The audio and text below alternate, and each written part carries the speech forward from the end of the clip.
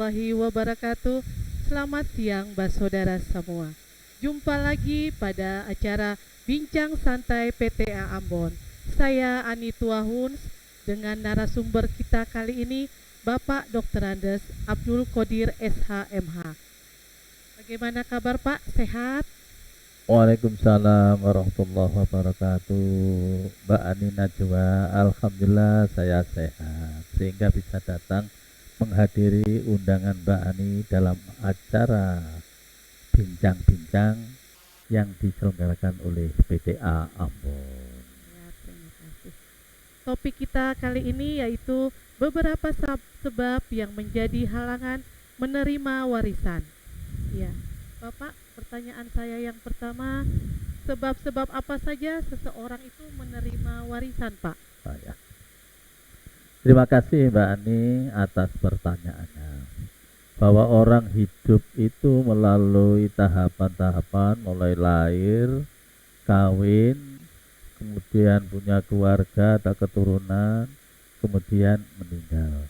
Sedangkan hukum ini juga berkembang yang semula dengan perkawinan ada hukum tersendiri perkawinan, kemudian seseorang apabila meninggal ada hukum kewarisan. Bahwa seseorang bisa menerima warisan ada beberapa sebab.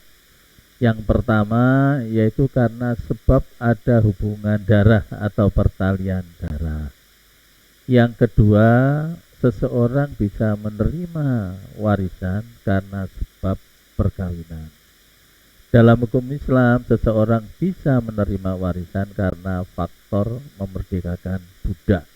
Dulu itu pada masa jahiliyah, kemudian datang masa Islam itu kan ada budak. Sekarang sudah dihapus. Kalau TKW itu bukan termasuk budak.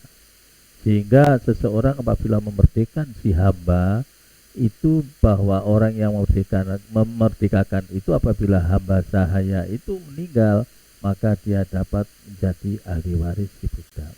Yang ketiga, kalau misalnya seluruh keluarganya tidak ada, maka faktor sesama Islam ini juga menjadi sebagai ahli waris atau seseorang bisa menerima warisan dari pewaris apabila meninggal dan tidak ada keluarga di dalam negara itu, tidak ada yang muslim sehingga sesama muslim pun dapat warisan.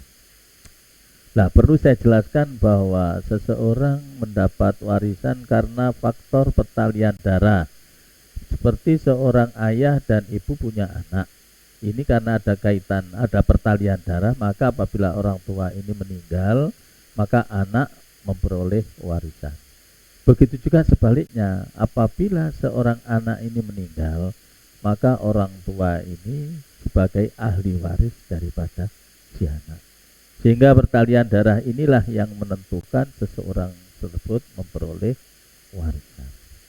Yang kedua, asalnya orang lain meskipun tidak ada pertalian darah, tapi karena ada unsur perkawinan, sehingga orang tersebut apabila nikah atau kawin, kemudian siapa yang meninggal lebih dulu, dia disebut sebagai pewaris.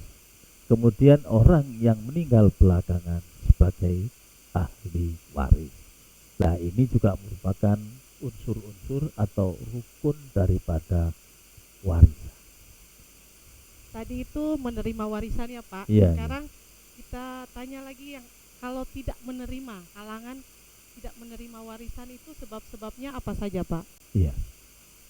Kalau seseorang itu ada pertalian darah, ada unsur perkawinan, artinya memenuhi syarat rukun, yaitu dia telah melakukan perkawinan antara pewaris dengan ahli waris. Akan tetapi ini bisa menjadi halangan dia menerima warisan. Yang pertama ini faktor agama. Jadi seseorang sesama muslim ini mendapat warisan, akan tapi meskipun ada pertalian darah maupun ada unsur perkawinan, akan tetapi antara perkawinan antara pewaris dan ahli waris ini beda agama, disinilah menjadi halangan ahli waris tersebut beda agama dengan pewaris, maka tidak menerima warisan. Terus yang kedua, ada pembunuhan. Jadi ahli waris bunuh, bahkan merencanakan ini membunuh pada pewaris. Contoh dalam kasus kan banyak yang terjadi sekarang ini, sudah anak sudah mengalami dekadensi moral ya, penurunan akhlak atau moralnya turun. Ada seseorang anak punya orang tua yang sakit-sakitan, keluar masuk rumah sakit, sampai hartanya ini banyak, bahkan miliaran sampai habis. Lah, tidak habis total, akan tapi hartanya ini susut sehingga anak ini merasa resah. Kalau harta ayahnya ini habis untuk berobat, kapan lagi dia memperoleh harta yang banyak kalau ketika orang tuanya tadi meninggal. Kemudian anak tersebut bertekad, wah, kalau bepung ayah sakit-sakitan, kemudian ayah meninggal, saya menerima apa? Maka anak tersebut membunuh, bahkan tidak sampai orang tuanya meninggal, tapi ada usaha pembunuhan. Nah, sifat yang demikian inilah yang menyebabkan anak tersebut berhalangan untuk menerima warisan. Jadi meskipun orang tua itu tidak sampai meninggal, tapi ada upaya membunuh, tidak jadi. Artinya tidak jadi orang tuanya terbunuh mati, tak meskipun itu hidup, nanti anak ini pun juga akan terhalang untuk menerima warisan. Selanjutnya Pak, siapa saja yang terhalang untuk mendapatkan harta warisan? Itu tadi yang Bapak sudah jelaskan tadi kan sebab-sebab ya Pak. Iya, iya. Sekarang siapa saja yang terhalang itu Pak? Ya, yang terhalang diantaranya yang beda agama itu. Akan tetapi sekarang ada terobosan, ada kebijakan dari Mahkamah Agung itu sendiri memberikan petunjuk kepada kita, orang tua dengan anak meskipun berlainan agama bisa menerima warisan tersebut dengan melalui wasiat wajibah maksimal sepertiga. Jadi artinya tidak menutup kemungkinan kalau dia meskipun beda agama, tapi dia ini katakanlah yang merawat, dia juga taat pada orang tua. Lah, disitulah keadilannya.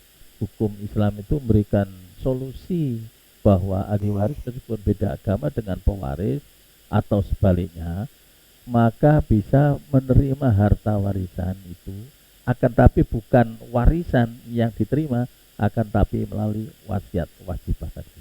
Harta yang diperoleh itu namanya wasiat wajib dengan cara wasiat wajibah. Tapi ada batasan, yaitu maksimal sepertiga. Kalau misalnya anak laki-laki tunggal, tidak ada lagi ahli waris yang lain, itu kan bisa menghabisi. Tapi kalau dengan wasiat wajibah, ini maksimal sepertiga.